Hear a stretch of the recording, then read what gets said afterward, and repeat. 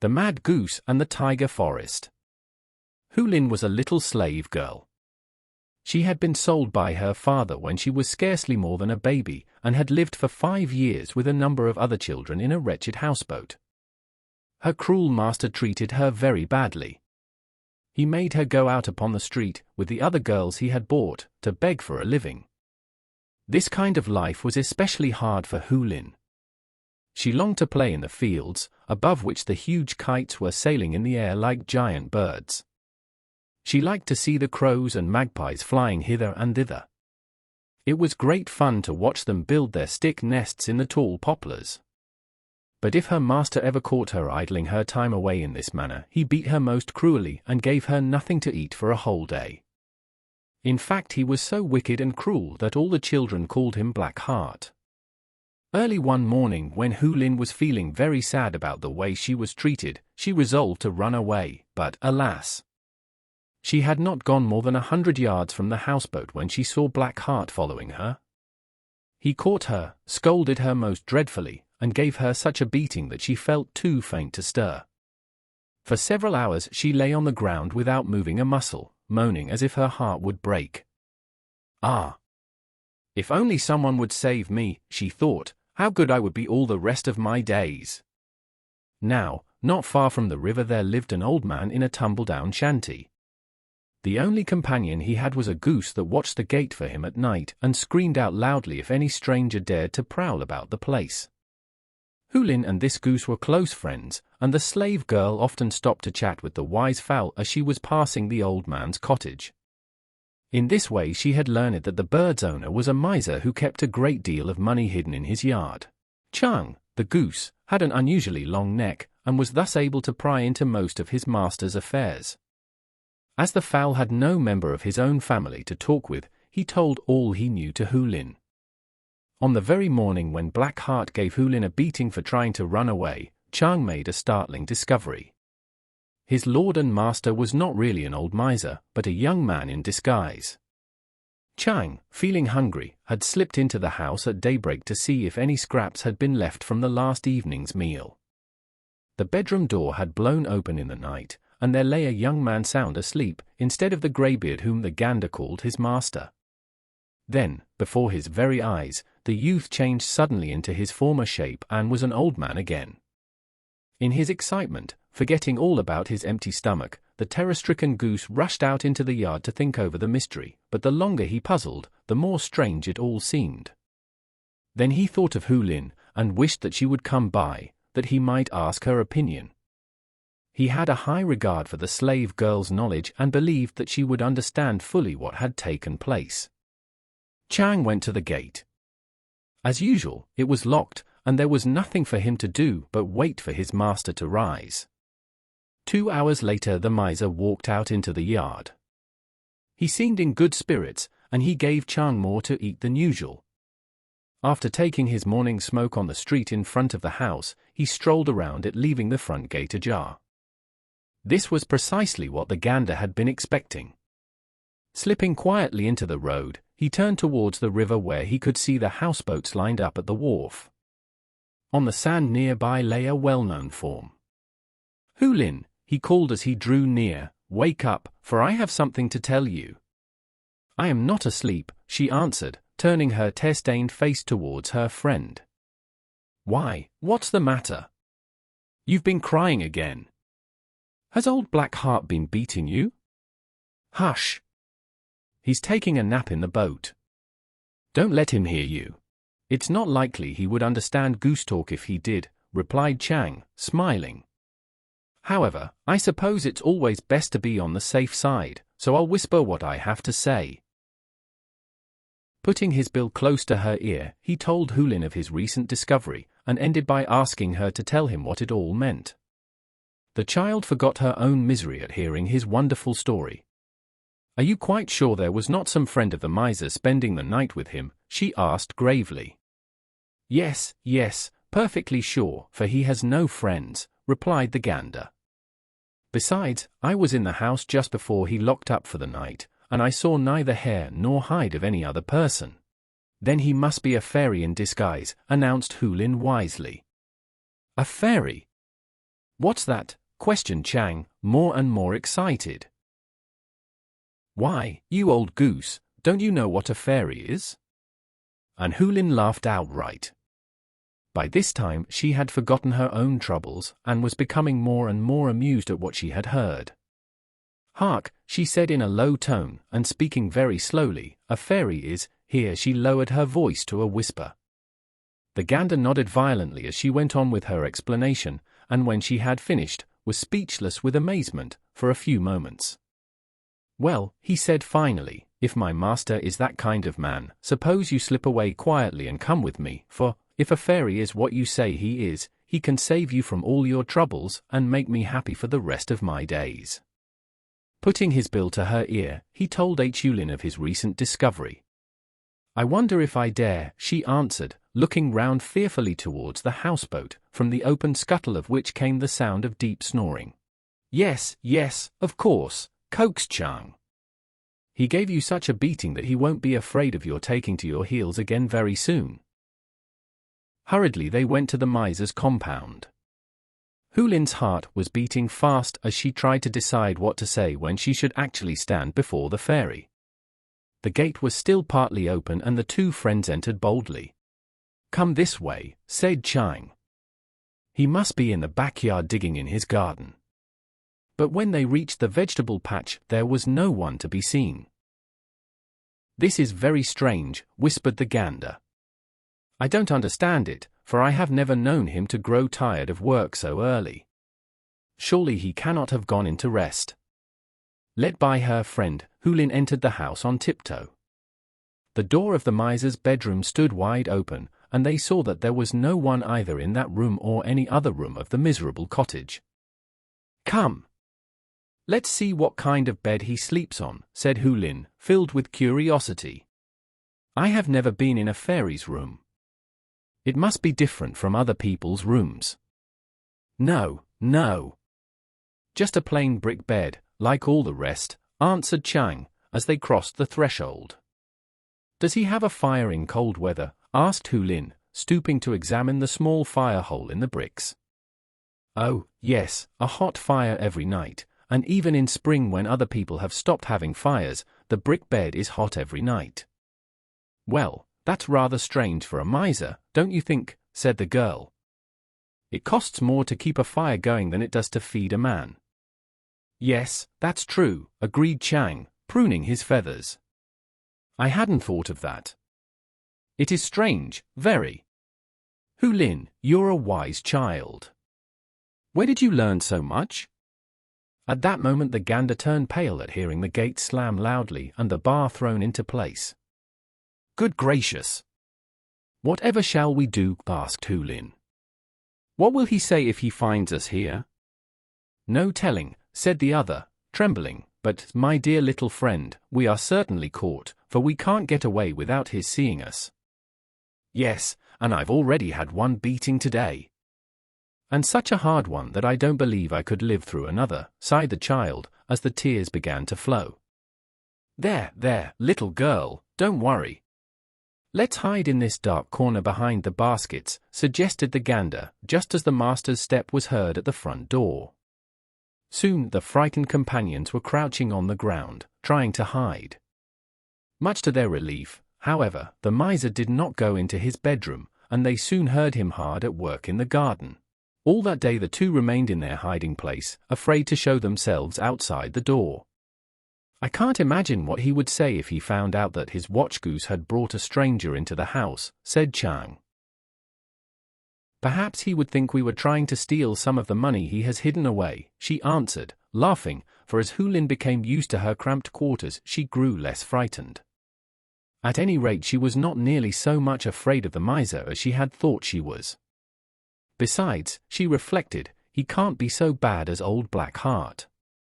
Thus the day wore on and darkness fell over the land. By this time Girl and Goose were fast asleep in one corner of the miser's room and knew nothing more of what was happening. When the first light of a new day filtered through the paper-covered window above the miser's bed, Hulin awoke with a start, and at first she could not think where she was. Chang was staring at her with wide-open frightened eyes that seemed to be asking, "What can it all mean?" It is more than my goose brain can think out. For on the bed, instead of the miser, there lay a young man whose hair was as black as a raven's wing. A faint smile lightened up his handsome face, as if he was enjoying some delightful dream. A cry of wonder escaped Hulin's lips before she could hold it back. The sleeper's eyes opened instantly and were fixed upon her. The girl was so frightened that she could not move, and the gander trembled violently as he saw the change that had come over his master. The young man was even more surprised than his guests, and for 2 minutes he was speechless.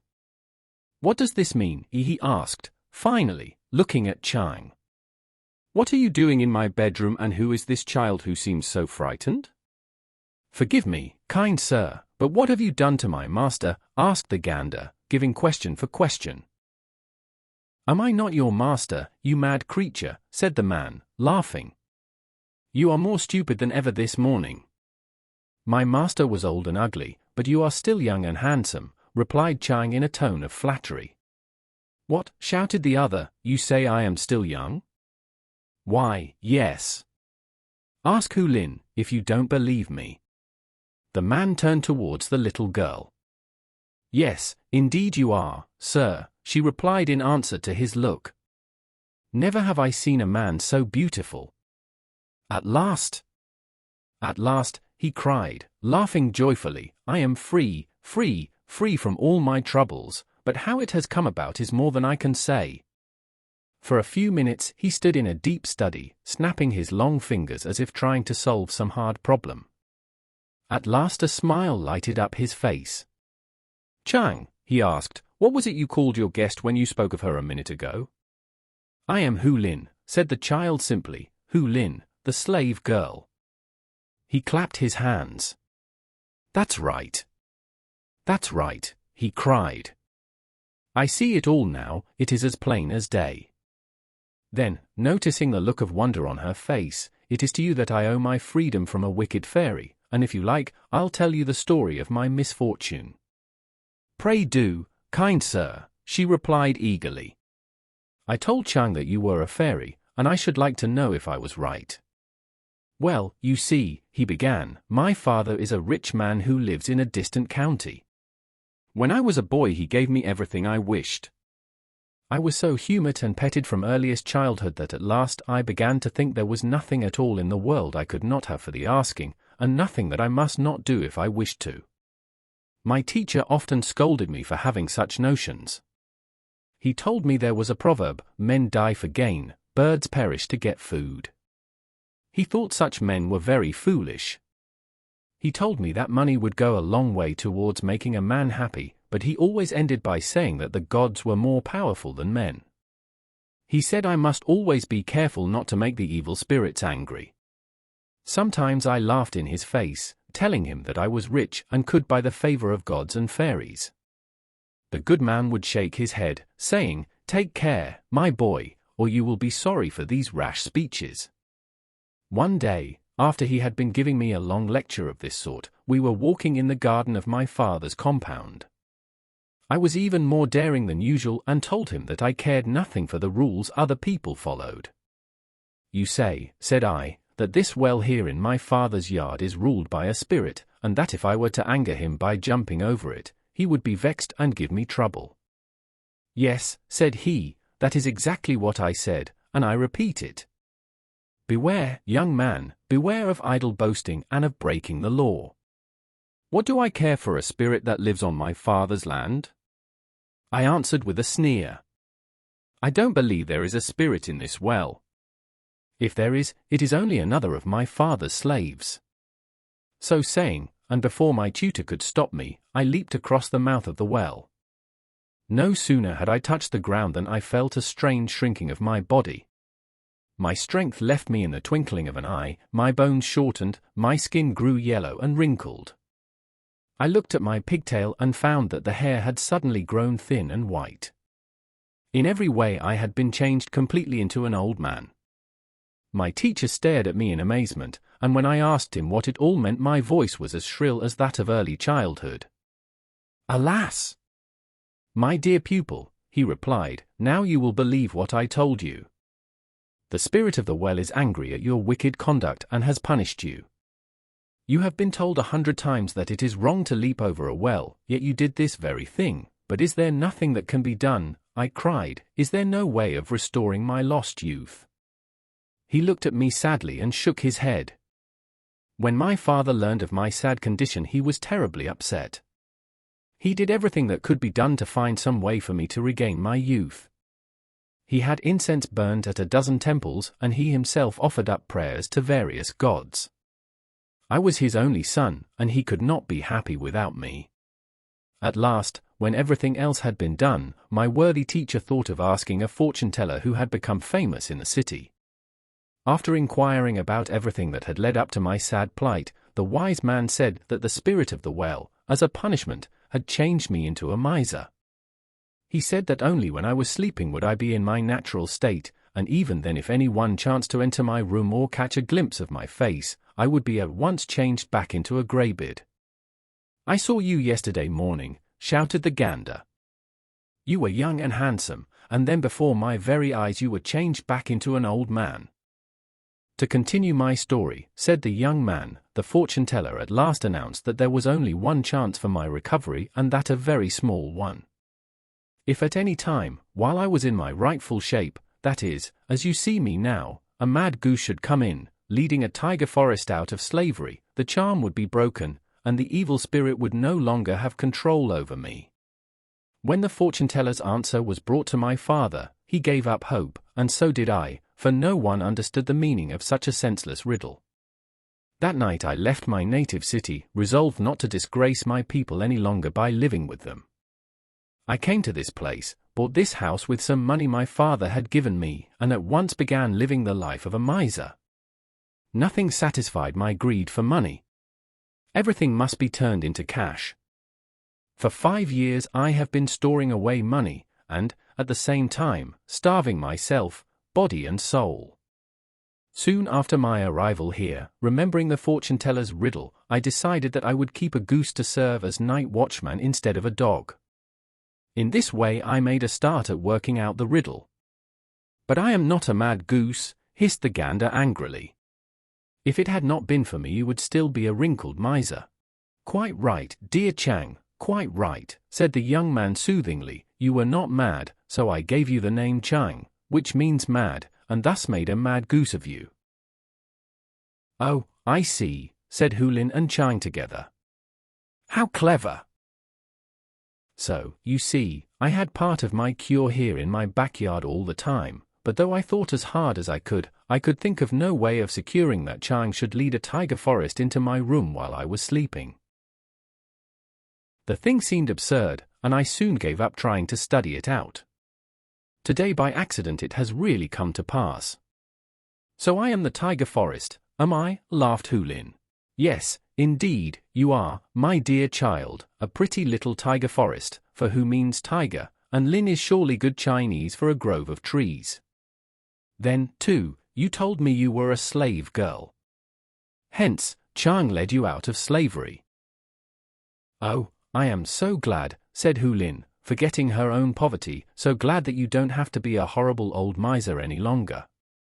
Just at that moment there was a loud banging on the front gate. Who can be knocking in that fashion? Asked the young man in astonishment. Alas! It must be Black Heart, my master, said Hulin, beginning to cry. Don't be frightened, said the youth, soothingly stroking the child's head.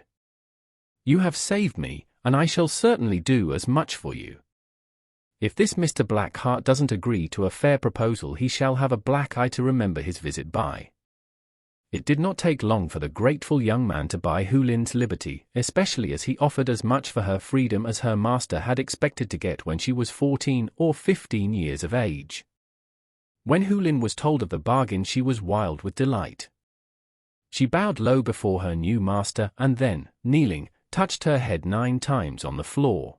Rising, she cried out, "Oh, how happy I am, for now I shall be yours for ever and ever and ever, and good old Chang shall be my playmate."